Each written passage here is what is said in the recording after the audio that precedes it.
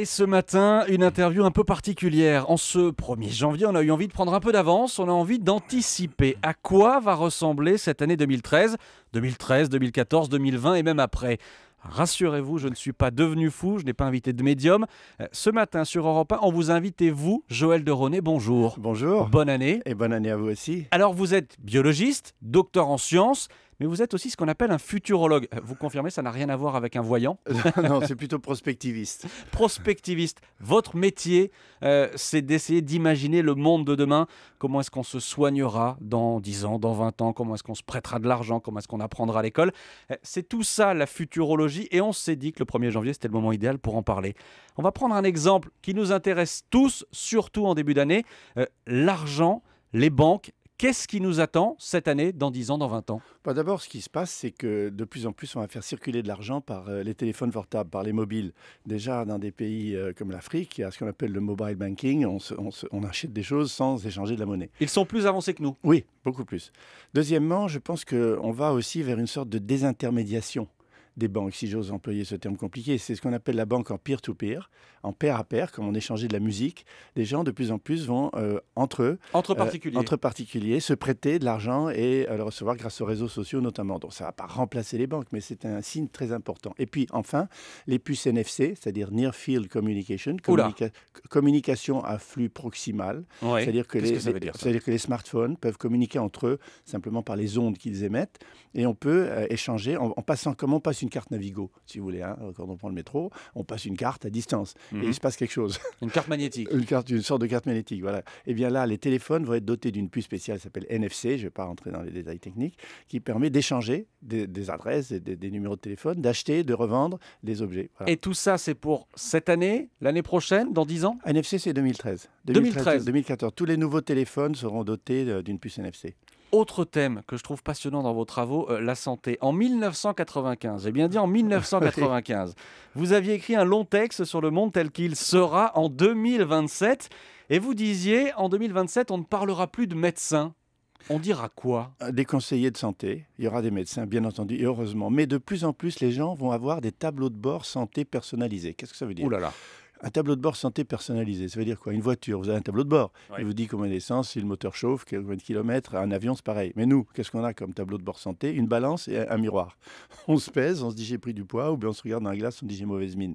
De plus en plus, on aura des apps, comme on les appelle, sur des applications. Des applications sur les smartphones. Il y en a déjà 5000 aujourd'hui sur les smartphones, sur la santé, pour détecter sa tension, mais en même temps, des choses comme le cholestérol, l'urée, le diabète, le sucre, parce qu'un petit buvard connectable à un détecteur de la taille d'un morceau de sucre ou d'un paquet de cigarettes, connecté à votre smartphone, permettra non seulement pour vous ou pour le médecin d'avoir des informations très précises. Même, je dirais plus, il y a des pilules qui existent aujourd'hui, hein, les commercialisées depuis décembre de cette année, de l'année dernière.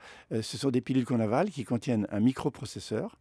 Ce microprocesseur communique avec votre smartphone et avec celui de votre médecin, et donne toute une série d'informations pendant qu'il voyage à l'intérieur de votre corps. C'est de la science-fiction, ce que vous Non, racontez. ça c'est la réalité même. C'est vendu en pharmacie en Angleterre c'était vendu à partir de décembre. Il vous dit, rappelez-vous votre pilule, vous l'avez oubliée. Et c'est quelque chose qu'on va voir arriver, c'est prévu? On va le voir arriver en France? C'est déjà alors en France, je ne sais pas. En France, je sais pas. Avaler une pilule qui contient un microprocesseur, je ne suis pas sûr que ça va plaire aux autorités de santé. Non. Ça va effrayer tout le monde. L'énergie, vous dites dans 20 ans, on aura oublié notre modèle actuel, celui qu'on connaît tous avec le système chapeauté par des grandes entreprises comme EDF, comme Areva, etc. On aura quoi à la place? Alors, on en aura encore besoin. Je ne suis pas du tout dans le ou, mais le et. On aura toujours besoin d'entreprises pyramidales, d'énergie fossile, d'énergie nucléaire. On en a pour 20-30 ans. Il faudra en sortir très doucement et c'est compliqué. Mais ce qui est important, c'est le mix énergétique d'une douzaine d'énergies renouvelables, à la fois des énergies intermittentes comme le soleil et le vent, et des énergies permanentes comme la biomasse, l'hydroélectricité ou la géothermie. La clé, c'est de les combiner ensemble, d'avoir des systèmes énergétiques combinatoires. Et le tout distribué par des grilles intelligentes qui sont déjà en train de se mettre en place, qu'on appelle des smart grids, qui s'adaptent à la demande, à l'offre, au jour, à la nuit, à l'été, à l'hiver. Je vous donne un exemple. Oui. Un exemple typique d'énergie intermittente plus énergie permanente qui combine 3 formes d'énergie. En Corse, en ce moment même, existe un projet qui s'appelle MIRT. Ce projet a 10 000 m² de panneaux solaires. Ok, on comprend ça. D'accord. Ça fait de l'électricité. Oui. Avec cette électricité, on la fait passer dans l'eau. Je rappelle que l'eau, c'est H2O. Donc l'eau se transforme en gaz. en hydrogène et Ouais. en oxygène. L'hydrogène, on le stocke. Donc là, on a de l'énergie en conserve, l'énergie Mhm. solaire en conserve, en quelque sorte, dans l'hydrogène. Ouais. On laisse la nuit. Et pendant la nuit, on le refait passer dans ce qu'on appelle une pile à combustible, c'est-à-dire un système qui transforme l'hydrogène en électricité. Et avec ça, on fait marcher la lumière de 3000 foyers. Ça existe. Donc de plus en plus, on ira vers des combinaisons énergétiques, vers ce que j'appelle la désintermédiation. Enernet, il y a Internet aujourd'hui, on aura Enernet demain, une espèce d'Internet de l'énergie, et on partagera de l'énergie entre nous. Et pourquoi ça sera vraiment réalisable? Parce que les architectes vont construire des bâtiments à énergie positive, des maisons à énergie positive, et qui dit plus d'énergie qu'on en utilise, dit partage. Et puisque vous parlez de l'électricité, on va évidemment parler de la voiture électrique. La voiture de demain, alors cette année en 2013 ou même après, elle va ressembler à quoi? De plus en plus, la voiture va être un service. Aujourd'hui, c'est une boîte avec 4 roues, un volant et des sièges. Oui, ça je suis d'accord. Mais un service, pourquoi? D'abord, elle consommera beaucoup moins d'essence. On va descendre vers des consommations à 4-5 litres. Mais enfin, surtout, la voiture hybride électrique. Moi, je crois beaucoup à, pas la voiture électrique totale, il y en aura, bien entendu. On en prévoit 1 million en France en 2020. Mais surtout à la voiture électrique hybride, c'est-à-dire rechargeable, mais en même temps qui fabrique elle-même sa propre électricité. Mais ce sera un service, la voiture. On va télécharger dans sa voiture tout un tas d'éléments à valeur ajoutée, soit pour la sécurité active, soit pour la communication, pour s'orienter. Vous avez un exemple concret, oui? Oui, bien sûr, on peut avoir aussi quelque chose qui regarde vos yeux et qui regarde les mains sur le volant et qui sait à quel moment vous risquez de perdre conscience ou de vous endormir. Ce qu'on appelle la sécurité active. La sécurité passive, c'est les airbags ou les rails sur le bord des autoroutes. Et puis la communication dans la voiture pour que les enfants derrière, pendant des longs voyages, puissent regarder des DVD. Tout ceci va se payer. La voiture va devenir un gros site web, en quelque sorte. Et en même temps, elles pourront être guidées, et ça c'est plus tard, c'est 2015, 2016, 2017, elles pourront être guidées sur des autoroutes de telle sorte qu'on retournera ses sièges et on pourra jouer aux cartes ou regarder la télé ensemble. Et vous pensez qu'on sera prêt à ça? Ben non, c'est pas sûr que les mentalités suivent aussi vite. Ça va être ça d'ailleurs le principal frein, parce que quand vous décrivez le monde qui nous arrive dans les années qui viennent, on a l'impression qu'il y a beaucoup de choses qui vont nous chambouler. Mais on a les mentalités pas prêtes. Par exemple, je parle beaucoup et j'en suis convaincu qu'en 2013-2014, c'est une révolution industrielle vers ce que j'appelle l'industrie 2.0 avec des imprimantes 3D.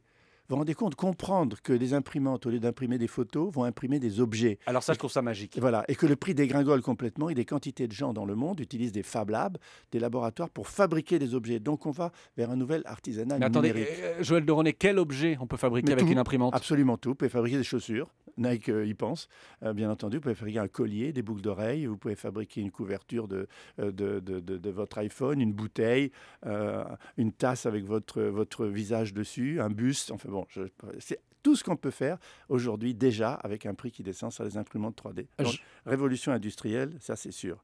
Joël de René, je ne l'ai pas dit, vous avez 75 ans. Vous qu'on voit souvent surfer du côté de Guétari, d'Anglette en 2013, vous serez toujours à l'eau? Ben, j'espère bien, j'ai surfé. J'ai un copain qui a 96 ans, Rabbit Keka à Hawaï, il surfe toujours, il est en pleine forme. Bon, merci Joël de René d'avoir été avec nous ce matin sur Europe 1. Je rappelle le titre de votre livre, Surfer la vie, on vient d'en parler. C'est aux éditions Les Liens qui libèrent. Merci. Merci.